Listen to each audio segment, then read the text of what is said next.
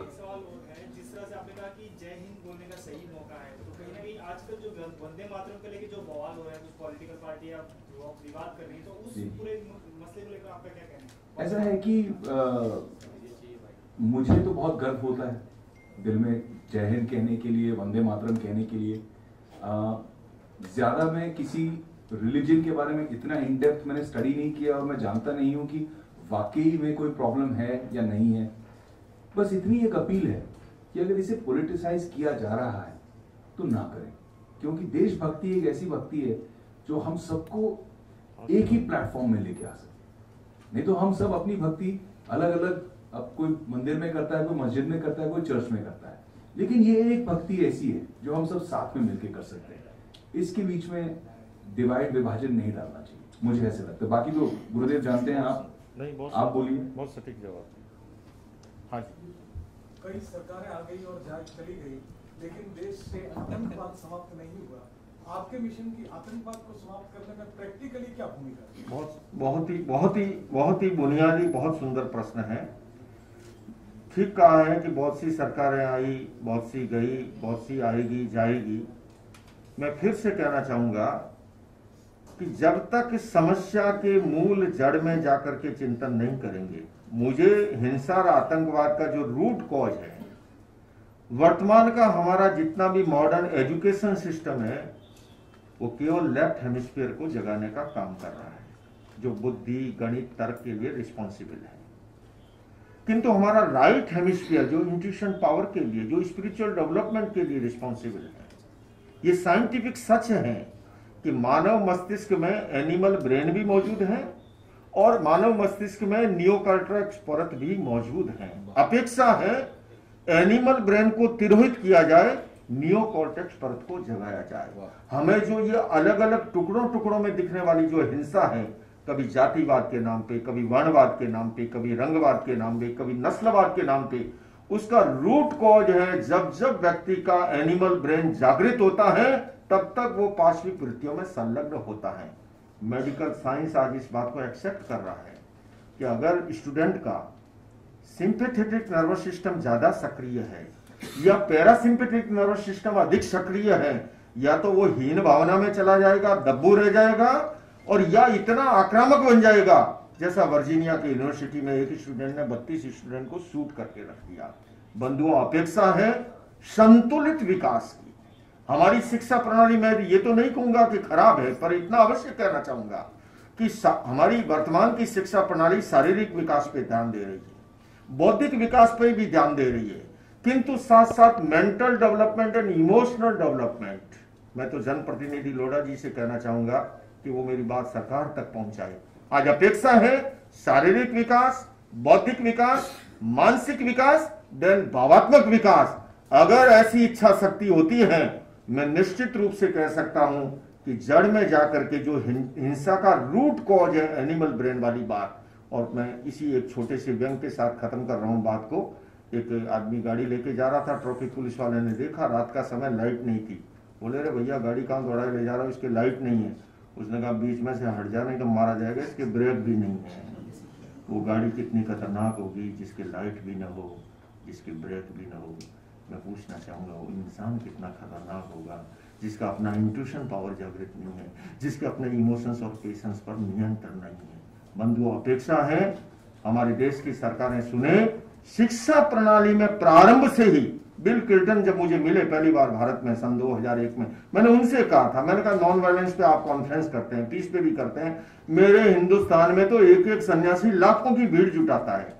पर बंधुओं, कहना चाहूंगा, मैंने उनसे भी कहा, बदलाव केवल उपदेश से या सिद्धांत से नहीं, बदलाव आता है प्रयोग से। हमारी प्राचीन जो शिक्षा प्रणाली थी, आपको याद होगी वो कथा, सत्यम वद धर्मम च क्रोधम मा कुरु, ये द्रोणाचार्य और युधिष्ठिर की है ना।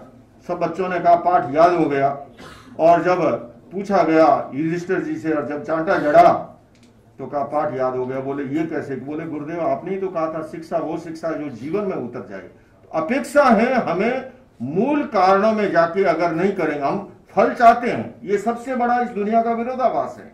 हम फल अहिंसा का चाहते हैं, हम फल शांति का चाहते हैं, लेकिन बीज वपन जब तक नहीं होगा, ये कितना बड़ा विरोधाभास है कि दुनिया की तमाम सरकारें अहिंसा का फल चाहती हैं, लेकिन दुनिया की तमाम सरकारें प्रतिवर्ष अपने बजट और गजट के अंदर करोड़ों डॉलर नए अस्त्र शस्त्रों के निर्माण के लिए, रिसर्च के लिए, अनुसंधान के लिए खर्च करती है।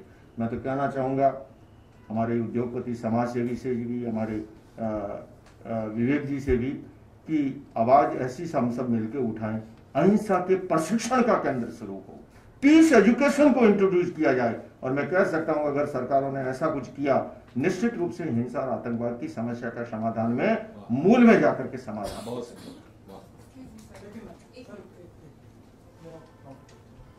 सर, जो धर्म के नाम पर जो जिहादी आतंकवाद को फैला रहे हैं, उन्हें आप लोगों की बात ये क्यों समझ में नहीं?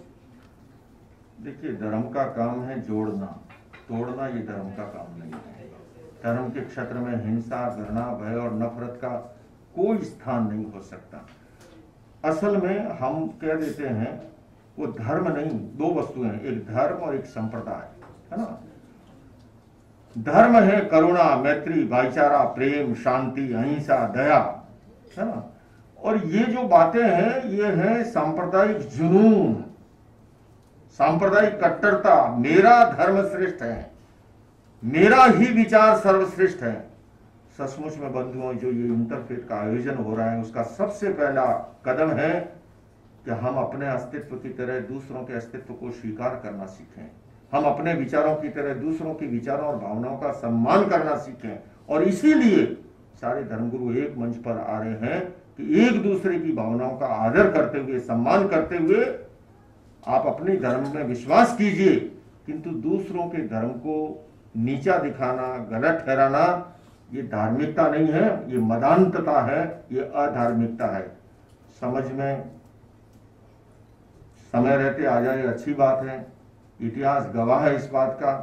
जिन्होंने इस चीजों को समय रहते समझ लिया वो आबाद रहे हैं, वो संस्कृतियां नष्ट हो गई है जिन्होंने उस तरह की तोड़ने की बातें की। मेरा एक सवाल ये है, थोड़ा सा टेढ़ा है, उसके लिए पहले से क्षमा चाहती हूँ। मैंने बहुत सारी मीटिंग्स और बहुत सारी सभाएं अटेंड की हैं, धार्मिक भी काफी की है, अलग अलग जाति संप्रदाय की की है। वहाँ मैंने एक चीज नोट की है कि हर संप्रदाय, हर धर्मगुरु अपने अपने धर्म ग्रंथों की परिभाषा इस तरह से देते हैं जिससे कि वहाँ बैठे हुए लोग पूरी तरह से भ्रमित हो जाते हैं, क्योंकि सारे के सारे धर्मों का एक ही ज्ञान होता है, एक ही तरह से वो मानव की अच्छाइयों के लिए ही जितनी भी शिक्षाएं होती हैं इस रूप से उस रूप से, लेकिन सब लोग अपनी अपनी डेफिनेशंस करते हैं। क्या आप इस तरह का कोई प्रयास करेंगे कि सारे के सारे धर्म ग्रंथों की एक ही परिभाषा आए और सबको मालूम पड़े कि हम लोग कुछ भी करें लेकिन है तो सभी एक ही आपसे है सर? मुझे ये सौभाग्य रहा है, मुझे उस गुरु के हाथों दीक्षित होने का अवसर मिला है जिन्हें आप जानते होंगे, अनुव्रत आंदोलन के प्रवर्तक राष्ट्र संत आचार्य तुलसी। वे कहा करते थे, इंसान पहले इंसान, फिर हिंदू या मुसलमान। उन्होंने मुझे ये भी सिखाया कि बेटा कोई जैन बने न बने, गुड मैन बनना चाहिए। क्या बात है। और यही कारण है कि अहिंसा विश्व भारती, मैं फिर कहूंगा अत्यंत विनम्रता के साथ एक छोटा सा प्रयास कर रही है कि अच्छे आदमी का निर्माण कैसे हो, अच्छे इंसान का निर्माण कैसे हो। मैं कहूंगा सभी धर्म श्रेष्ठ हैं। देखिए, फिर से कहना चाहूंगा, कठिनाई धर्म की नहीं है, कठिनाई ये हुई कि हमने धर्म और संप्रदाय को एक मान लिया।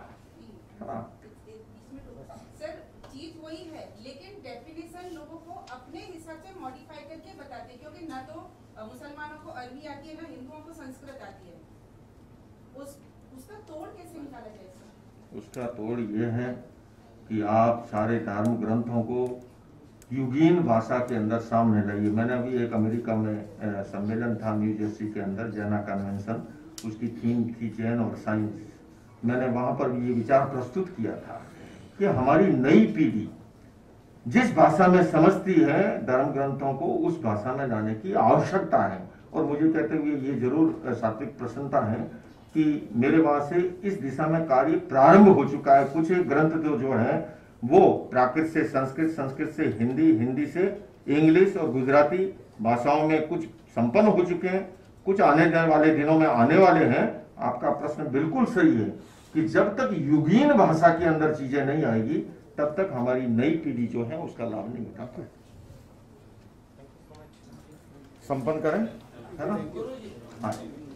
हाँ, एक सेकंड, मैं चाहूंगा मंगल प्रभात लोढ़ा जी कार्यक्रम जो परसों आयोजन हो रहा है उसके बारे में भी, और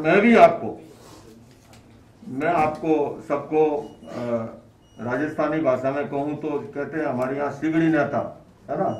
हाँ, सिगड़ी नेता, आप सबको सादर आमंत्रित कर रहा हूं। और मैं ये कहते हुए कि देखिए आने वाले सब जो गुलाब हैं, जो फूल हैं अलग अलग बगीचे के, निश्चित रूप से खुशबू है, पर अगर हवा का वेग मिल जाएगा वो खुशबू दूर तक जाएगी। मेरी दृष्टि में पत्रकार बंधु हवा का काम करते हैं, और मैं आपसे ये आशा करता हूं, आपसे ये अपेक्षा करता हूं कि 13 अगस्त के विचार को आप दूर तक फैलाएं, जिससे कि अगर चाइना जैसा देश और कुछ सोच भी रहा है उसकी सोच में भी बदलाव आए। इतने आपकी, क्योंकि विचार क्रांति में बहुत बड़ी ताकत होती है। बहुत बहुत धन्यवाद। आगे बात होनी चाहिए। हाँ सर, आप उसको आइसोलेशन में करके पॉलिटिसाइज करोगे। आस्क इन दैट वे कि नीचे रख दो सारे, सर नीचे रख नीचे तो था यार पहले से, नीचे ऊपर मत सर बात करें सर, लुक सेंटर रहेगा। काफी यंगस्टर फॉलो करते हैं सर आपको, तो क्या वजह थी जो इस कार्यक्रम से जुड़ने का आपने इनवाइट किसी के पास है क्या? भाई मैंने जैसे बताया कि आचार्य जी जो हैं वो इस माध्यम के जरिए बहुत सारे यूथ को इंस्पायर कर रहे हैं, और इतने सारे अलग अलग धर्म के धर्मगुरु, इतने बड़े बड़े प्रतिनिधि वो आ रहे हैं और इतनी सुंदर सी बात कह रहे हैं कि हम सब एक हैं, एक ही मंच पे आना है, इंटरफेथ के मंच पे वर्ल्ड पीस की बात करनी है। और मुझे लगता है कि इस वक्त जबकि पूरी दुनिया में तनाव ज़्यादा है, वर्ल्ड पीस की बात करना बहुत ज़रूरी है। It is important to change the discourse. जो बातें चल रही हैं वो अच्छी नहीं चल रही हैं। कड़वी बातों को हटाने के लिए, कड़वाहट को हटाने के लिए मिठास की ज़रूरत है। So I think we should talk about world peace. Sir, आप हमेशा सोशल कॉज को सपोर्ट करने में जाने जाते हैं, तो आप पर्सनल लेवल पे आप कैसे मतलब प्रमोट करने वाले वर्ल्ड पीस को, क्योंकि यंगस्टर भी आपको बहुत फॉलो करते हैं? भाई मैं तो एक इंस्ट्रूमेंट बन के, जैसे जितने बड़े हमारे धर्मगुरु हैं ये जैसे जैसे मार्गदर्शन करेंगे, जैसे जैसे गाइड करेंगे, मैं अपने जो भाई हैं, जो अपनी बहनें हैं, अपने जो दोस्त हैं, मेरे जो यूथ फॉलोअर्स हैं, उनको प्रेरित करना चाहूँगा कि ये भी एक चेहरा है धर्म का। बहुत सारे लोग ऐसे हो गए हैं जो सिर्फ पॉलिटिक्स से ही डिसइल्यूजन नहीं हुए हैं, बल्कि धर्म से भी डिसइल्यूजन हो गए हैं, क्योंकि उन्होंने धर्म का एक बहुत अगली फेस देखा है, एक बहुत बुरा चेहरा देखा है। तो हम ये बताना चाहते हैं कि धर्म का चेहरा इतना खूबसूरत, इतना सुंदर भी हो सकता है कि इतने बड़े बड़े हस्ती सब एक ही मंच पर आ रहे हैं और एक आवाज में एक सुंदर बात कर रहे हैं। Thank you.